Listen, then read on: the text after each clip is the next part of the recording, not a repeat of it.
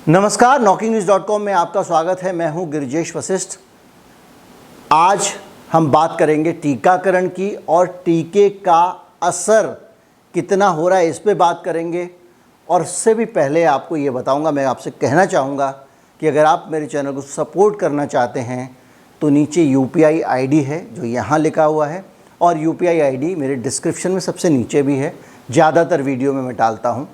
अगर आप इस चैनल को सपोर्ट करना चाहते हैं तो आप इस UPI ID के ज़रिए भुगतान कर सकते हैं। अगर आपके पास अतिरिक्त धन है, जिनके पास धन की कमी है, जो बेचारे लॉकडाउन के मारे हैं, वो भगवान के लिए इस चैनल पे पूरा अपना अधिकार समझें और किसी प्रकार की कोई सहायता न दें।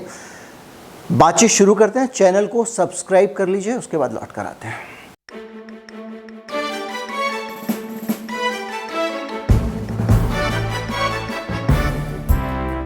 टीकाकरण हो जाएगा, 70% टीका लग जाएगा तो समझो कोरोना गया। ये ऐसा ब्रह्म वाक्य है जो लगातार हमको सुनाया और समझाया गया। हर्ड इम्यूनिटी आ जाती है 70% टीकाकरण के बाद, ये भी लगातार दोहराया गया। टीका लगा लोगे तो आपका देश कोरोना से मुक्त हो जाएगा, ये भी हमको समझाया गया।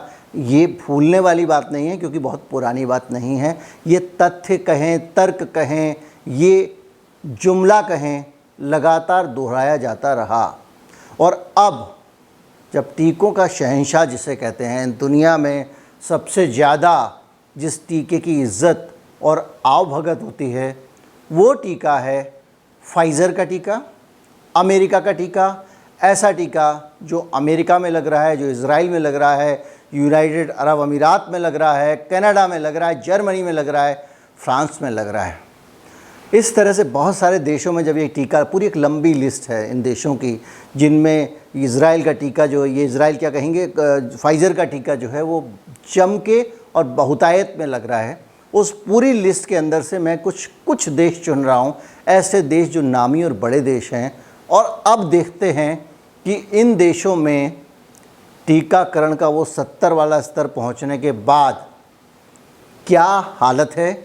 क्या वहाँ से कोरोना चला गया, या ये टीका जो है उतना कारगर नहीं है जितना इसको प्रचारित किया गया। अब हम किसी नतीजे पे नहीं पहुंच सकते ना। हमको तो 3, 4, 5 ही नतीजे निकल सकते हैं जो मोटा मोटा मुझे समझ में आ रहे हैं।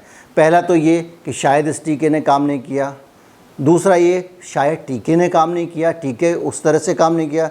तीसरा ये कि टीका जो है वो कभी भी पूरी तरह से कारगर नहीं हो सकता, क्योंकि लगातार अब इस टीके के आने के बाद कहा जा रहा है कि हर्ड इम्यूनिटी जो है उसको वो नहीं आ सकती, क्योंकि ये डेल्टा वेरिएंट आ गया है, उसने सारा गणित बिगाड़ दिया है। तो डेल्टा वेरिएंट आ गया तो कुछ भी हो सकता है। तो पहले हम इन देशों की पड़ताल करते हैं, उसके बाद आगे बढ़ेंगे। सबसे पहले बात करते हैं इटली की। इटली अगर आपको याद होगा तो वो दौर था जब इटली सबसे ज़्यादा कोरोना वायरस से प्रभावित हुआ था। वो पहली लहर जब आई थी या पहली वेव जब आई थी, उसमें इटली ही था जो सबसे ज़्यादा चपेट में आया था चीन के बाद में। और इटली को लेकर बड़ी सारी बातें हुई थी। अब इटली जो है वो अपने देश में 71% लोगों को टीका लगा चुका है, 71% लोगों को। उसके बावजूद उसके यहाँ केस फिर बढ़ने शुरू हो गए हैं। और ये बढ़ने की रफ्तार अभी आप आगे और देशों को भी देखेंगे तो इटली की थोड़ी कम लगेगी आपको। और उसकी वजह यह है कि इटली में जो पहले जो महामारी फैली थी, उस दौरान बड़ी संख्या में लोगों को भगवान का टीका, कुदरत का टीका लग गया था, उनको वायरस का एक्सपोजर हो गया था। इसलिए आज इटली में केस इतने कम बढ़ रहे हैं। लेकिन अब मैं आगे आपको दूसरा देश बताऊं तो फ्रांस भी फाइज़र टीके का ग्राहक है। बड़ी संख्या में फाइज़र का टीका, सब चूँकि अमेरिका का टीका है, अमेरिका मतलब शहंशाह का कुत्ता भी शहंशाह से कम नहीं होता। तो अमेरिका का टीका भी ऐसा है कि उसको किसी की हिम्मत नहीं चुनौती देने की। बुरी तरह से वो टीका हर जगह फेल हो रहा है, लेकिन मैं उसमें बाद में जाऊंगा। ये डाटा अपने आप ही आपको बता रहा है। फ्रांस में 73% आबादी को टीका लग चुका है, और 73% लोगों को टीका लगने के बाद ये फ्रांस का ग्राफ है जो आज डाउनलोड किया गया जिस समय ये वीडियो बन रहा है। और आप देखिए कि किस तरह से फ्रांस में केसेस लगातार बढ़ रहे हैं। जर्मनी में भी 66% 66% आबादी को टीका लग चुका है, उसके बावजूद केस दोबारा से बढ़ने शुरू हो गए हैं और ऐसे स्काई रॉकेट की तरह इन देशों में डाटा ऊपर जा रहा है। यूके यानी ब्रिटेन, यूनाइटेड किंगडम, अंग्रेज़ 72% टीका लग चुका है। ये बहुत बड़े थानेदार थे टीकाकर्दी के, पूरी दुनिया में तरह तरह का ज्ञान यहीं से जाता था और ऐसा लगता था कि जब तक ये अप्रूव नहीं करेंगे तो पूरी दुनिया में कोई सत्य जो सत्य नहीं कहलाएगा।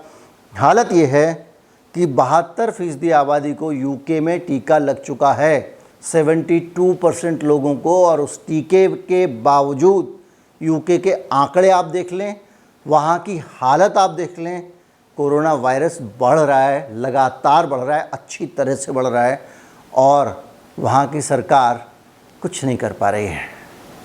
वीज़ा रिस्ट्रिक्शन पूरे लगाएंगे, हम ग्रीन कार्ड लगाएंगे, हमारे यहाँ से ग्रीन पास होगा, इस टीके को पास करेंगे, उस टीके को पास नहीं करेंगे। जिस टीके को तुम खोपड़ी में बिठा के बैठे थे उसने आपका क्या किया है, ये हकीकत सबके सामने भाई साहब, छिपाने की ज़रूरत नहीं है।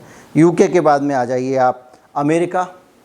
अमेरिका का ये नक्शा आप देखिए, ये वो सब इलाके हैं जहाँ पे कम्युनिटी, जो लाल रंग दिख रहा है आपको, गहरा लाल रंग, ये वो इलाके हैं जहाँ कम्युनिटी स्प्रेड हुआ है, यानी लोगों के बीच में एक दूसरे को बीमारी लग रही है दनादन। बहुत कम इलाके हैं जो ऑरेंज होंगे या येलो होंगे, सब लाल पड़े हैं। वो अमेरिका जो फाइज़र टीके का गढ़ है, वहाँ फाइज़र और मॉडर्ना ही लगता है, और ये वो अमेरिका जिसने नक्शड़ेपन में भारत वाला टीका लिया था, ख़रीदा था 5 करोड़ डोज और दान कर दिए थे, बोले ये वाला टीका हम नहीं लगाएंगे। उस अमेरिका का ये हाल है। डॉक्टर फाउची कहते थे कि सारे वेरिएंट पे हमारा फाइज़र का टीका बढ़िया काम करता है, डेल्टा वेरिएंट पर भी कारगर है, ये भी कहा था, और अब उसी अमेरिका में कहा जा रहा है भैया दोबारा से मास्क लगा लो। कोई भरोसा नहीं है। वहीं का CDC स्टडीज़ जारी कर रहा है। कनाडा में 75% आबादी, 75% लोग टीका लगवा चुके हैं। डाटा ऊपर जा रहा है। डाटा ऊपर क्यों जा रहा है? आप तो कह रहे थे टीका लगने के बाद ठीक हो जाएगा, तो कोई बात नहीं, कनाडा को माफ़ करते हैं, हम आगे बढ़ते हैं। सिंगापुर में, सिंगापुर आपको याद होगा कि पूरी दुनिया में सिंगापुर को बताया गया था कि ये रोल मॉडल है। वाह, क्या कंट्रोल किया है सिंगापुर ने, क्या टीके लगा रही है वहाँ की सरकार। मतलब जो जितना अच्छा टीका लगाए उसका कंट्रोल उतना अच्छा माना जा रहा था, ये हमको बताया गया। और सिंगापुर में जो टीकाकरण हुआ वो आप देख लीजिए, 81%, 81% आबादी को टीका लगाया गया। किसी भी तरह की दवा और उसके बाद में अगर इतना बढ़ रहा होता तो आज कुछ और बात हो रही होती। यूनाइटेड अरब अमीरात, इसका भी बड़ा नाम था। यूएई में 93% लोगों को टीका लग चुका था, 93%, यानी 100 में से 7 आदमी को छोड़ के सबको। ऐसी हालत में जो हर्ड इम्यूनिटी का दावा था वो तो पूरा हो ही जाना चाहिए था, लेकिन यूएई में दूसरा टीका भी लग गया उनको, 78% लोगों को। उसके बावजूद वहाँ का ग्राफ आपके सामने खड़ा हुआ आप देख रहे हैं। इज़राइल में आपको बता चुका हूँ 66% आबादी ने टीका लिया, उसके बावजूद इज़राइल इस बीमारी से मुक्त नहीं हो पाया है। अब आपको ये सोचना पड़ेगा कि क्या वो बयाना सही थे जिसमें बिल गेट बोलते थे कि एक बार टीका आ गया है, अब तो लोगों को जैसे एंटीवायरस का वायरस अपडेट होता है वैसे हर साल लेना पड़ेगा। क्या वो बयान सही था जिसमें बिल गेट ने कहा था कि आने वाले समय में महामारी के जो नए वेरिएंट आएंगे, म्यूटेंट आएंगे, वो और भी ख़तरनाक होंगे? बड़ा सवाल ये है कि हमारे सामने जो बेस्ट टीका है उसके रिज़ल्ट हमारे सामने हैं, कहने की ज़रूरत नहीं है। इसको बेस्ट मत मानिए, इसको कहिए ये नॉर्मल टीका है, तो नॉर्मल टीके के रिज़ल्ट हमारे सामने हैं।